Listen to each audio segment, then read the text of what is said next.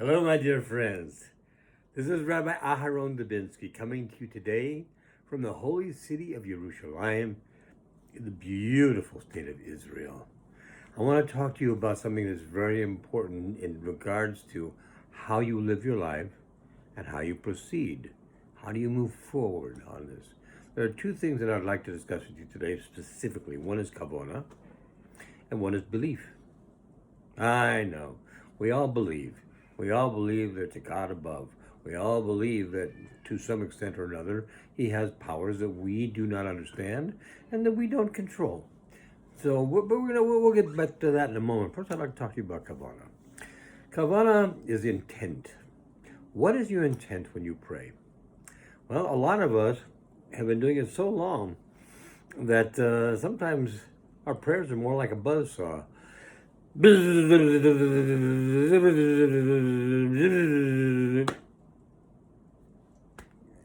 That can be okay, by the way. How would that possibly be okay? Well, do you know what you're saying? Yes, I know what I'm saying. And are you thinking about it when you're saying it, even though you're going very fast? Are you aware of what it is you are saying? What are you talking about? What do the words mean? If you do this in English, it's pretty easy for you. If you do this in Hebrew, it could be a little bit more difficult for some of us because we don't have such perfect Hebrew. Therefore, we know mainly what we're saying, but maybe not all of what we're saying. So, what do we have to do? We have to learn what we're saying. We have to understand. You can sometimes go through a page in a matter of seconds. How? Because you know exactly what you're saying on that page. What are the prayers you're saying? Now understand, I'm not talking about your hitbodedut. I'm talking about prayers out of a siddur. Your hitbodedut should be much slower because you want to think about it very carefully because you're not reading something that somebody else wrote. At this point in hitbodedut, you're saying what you think is important to say. It's all up to you and your relationship with the Kadosh Baruch Hu. And because of that, you need to take your time on that one. On the other things, you didn't write them. Somebody else wrote them, said these need to be said, and you say them. That's good. There's nothing wrong with that. People who are far wiser than we are and who were around far before we were had come up with the idea that these are done. The men of the Great Assembly put this all together so that we should be able to say what's best. Now, if we are going through it and we're going very fast, but we know what we're saying, that's one thing. If we're going fast because it's just a matter of habit, we need to get through it because we've got a meeting at 9:30 and I got to be there, that's another matter. And that's a problem. We need to be able to do better on that. And where's our kavana during this time, you know? I want you to picture something. Let's just take out the absurd for a moment. You're standing before a king. Any king. That doesn't matter which king. Any king. You finally got an audience before the king. And you can talk to him. So you say, Your Majesty, my name is Aharon, and I'm so glad you've taken the time to see me today. Hey, by the way, isn't it great how the Yankees did last night in the game? Wow, what a game! You see what happened in the fifth inning? It was something special. Anyway, what I want to talk to you about is I would like to talk to you about the fact that I need to have something done that will help me to go forward in my studies and it will help me. And by the way, after this thing, I've got a big meeting today, and I'd really like if you'd kind of help me out with that. Are you getting what I'm saying here? Our kavana is all over the place. I mean, it's very difficult sometimes to keep your mind on that path. As a matter of fact, Rabbi Nosson used to say that, davening is a lot like riding a horse. If you find that you're off the path, just take the reins and bring it back over to the path. You can pick up anywhere. That's great. But here's something beats even better. If you don't have to pick up anywhere, if you stay on the track the whole time, I think we can all agree that's much better for your outcome, for your relationship with Kadosh Baruch Hu. If you are actually, all of us, not just you, me, everybody, if we are on the track and we stay on the track, we keep our concentration right where it needs to be. At the time we're shochling like this, our attention is between us and HaKadosh Baruch Hu.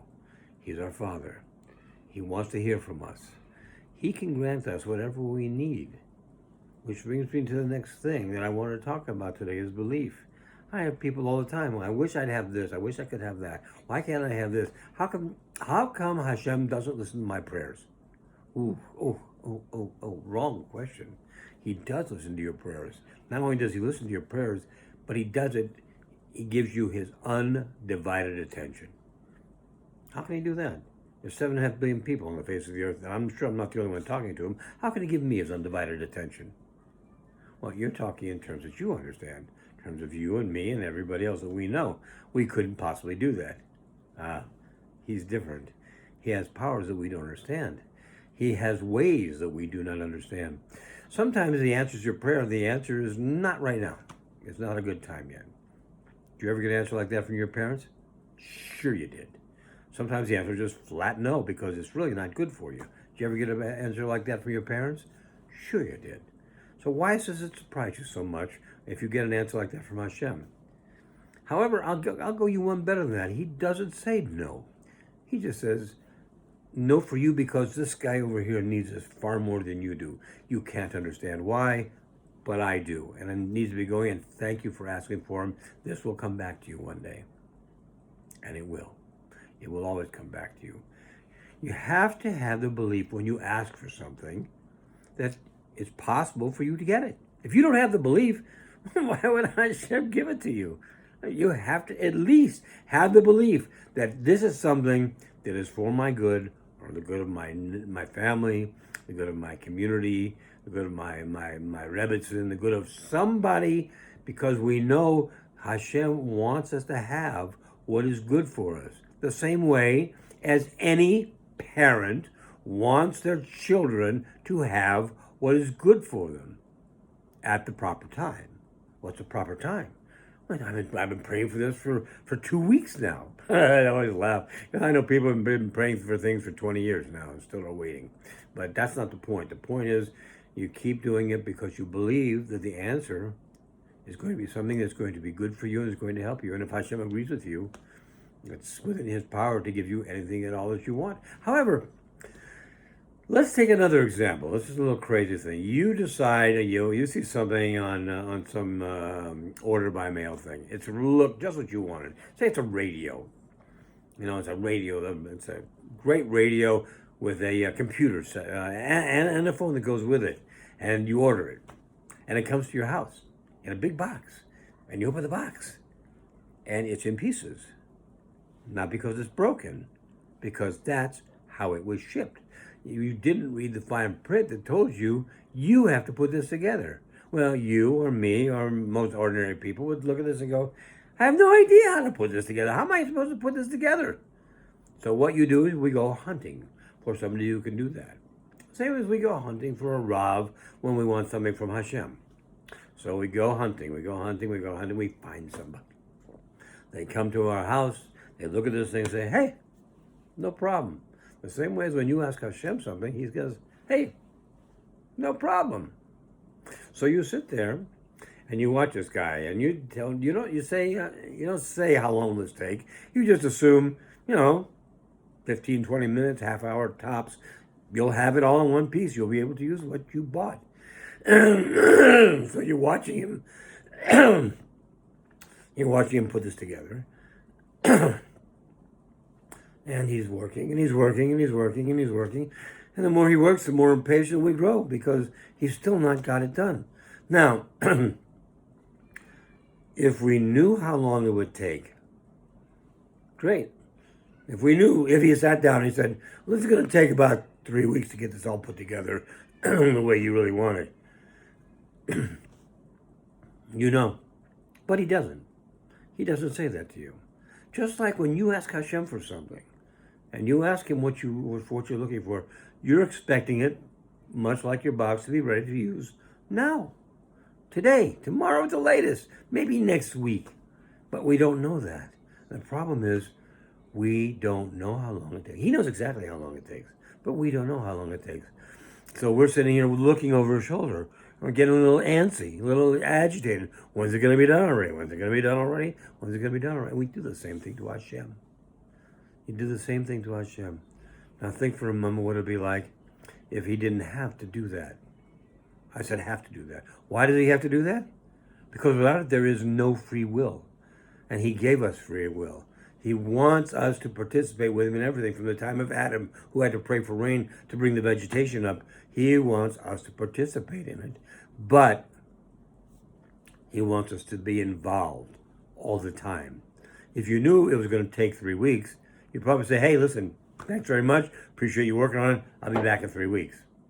Just like we'd say maybe to Hashem, it's going to take 10 years. All right, well, you do what you want. I'm going to go out and play. I'm going to the beach. I'm doing things. I'll be back. No, that's not it.